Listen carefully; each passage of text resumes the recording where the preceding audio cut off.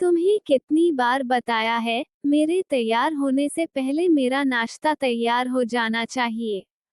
शादी के 25 सालों बाद भी मुझे क्यों बार बार एक ही बात बतानी पड़ती है? लता, तुम्हें क्या है? तुम तो आराम से घर पर रहोगी, मुझे काम पर जाना पड़ता है। तुम हो कि हमेशा बेवकूफों जैसी हरकत करती हो। अगर तुम ये जानबूझकर करती हो तो याद रखना, मुझसे बुरा कोई नहीं होगा। आज भी प्रशांत का पारा चढ़ा हुआ था। इन कटु शब्दों में अपना गुस्सा उतारते हुए, गीला तौलिया कुर्सी पर फेंकते हुए प्रशांत गुस्से से लता की तरफ देखने लगा। लता के लिए प्रशांत का ये बेवजह का गुस्सा कोई नई बात नहीं थी। वो महीने में 3-4 बार ऐसे ही लता पर बरस पड़ता था।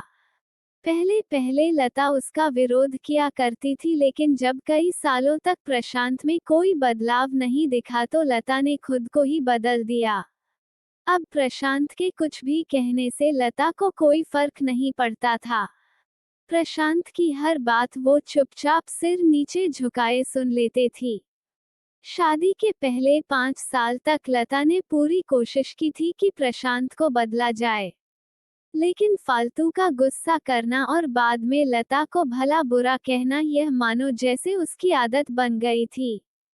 कोई भी वाद विवाद होता तो प्रशांत सीधा लता को बोल देता, अगर मैं तुम्हें अच्छा नहीं लगता तो क्यों नहीं चली जाती अपने मायके?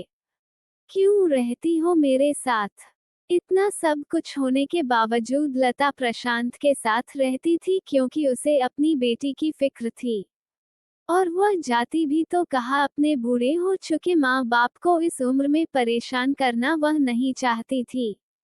समाज और लोग क्या कहेंगे, ये भी तो उसे देखना था।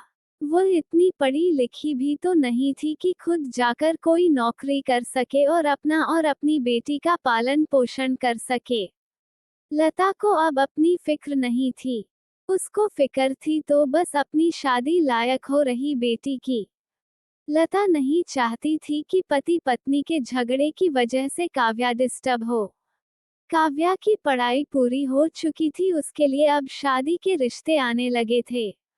कई रिश्तों को काव्या ठुकरा चुकी थी।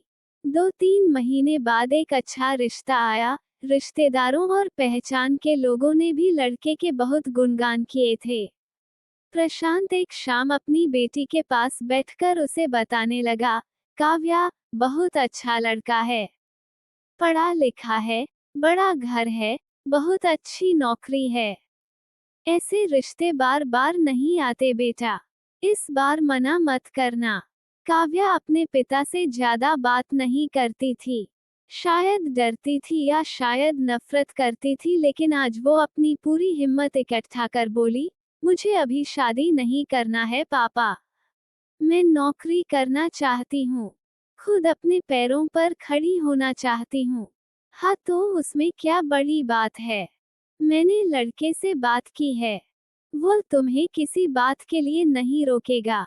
तुम शादी के बाद भी नौकरी कर सकती हो। वो तुम्हें नौकरी के लिए परमिशन दे देगा।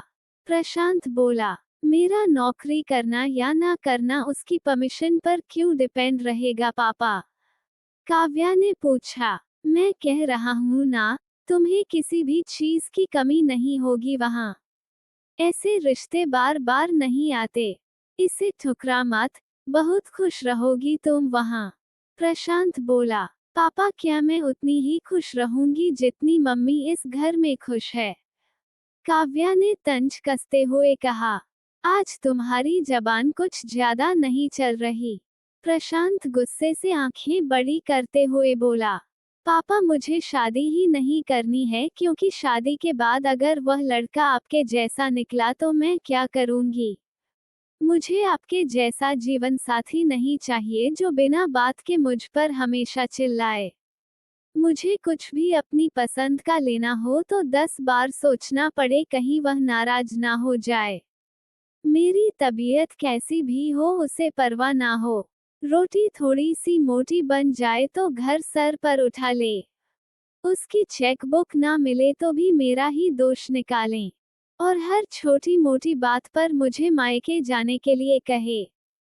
काव्या ने अपना दिल खाली करते हुए पापा से सब कह दिया। प्रशांत का गुस्सा सातवें आसमान पर था, लेकिन उसके मुंह से एक भी शब्द नहीं फूट रहा था। वो काव्या की बातें सुन रहा था। काव्या उतना ही बोलकर चुप नहीं हुई। आज पहली बार वह अपने पापा के सामने इतना कुछ बोल रही थी। पापा, आपने माँ के साथ हमेशा गलत व्यवहार किया है। आप अपने ऑफिस का गुस्सा बिना सोचे समझे माँ पर उतार देते हैं, कभी इस बात की परवाह भी नहीं करते कि उन्हें कैसा लगता होगा। आपकी बातें सुन सुन माँ ने अपना स्वाभिमान खो दिया। प्रशांत आज पहली बार अपने किए बर्तावों को महसूस कर पा रहा था। वो इतना ही बोल पाया, जो तुम्हारा मन है वो करो, मैं तो इतना बुरा हूँ ना। काव्या ने प्रशांत का हाथ पकड़ा और बोली, पापा, मुझे सिर्फ एक सवाल का जवाब दे दो, क्या आप चाहेंगे कि मेरा पति आपके जैसा हो?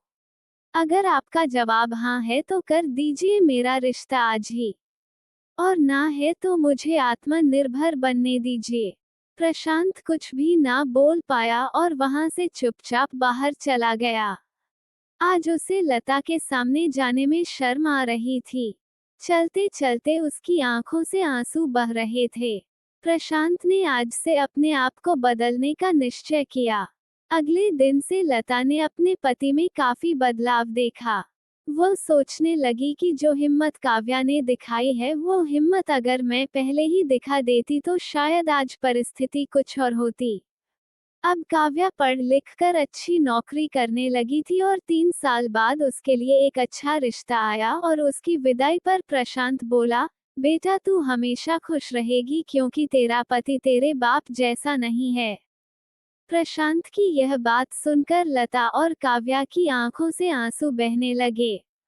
दोस्तों, हमारे समाज में औरतों को भले ही देवी का दर्जा दिया जाता है, लेकिन वो स्वतंत्रता नहीं दी जाती जो उन्हें देनी चाहिए।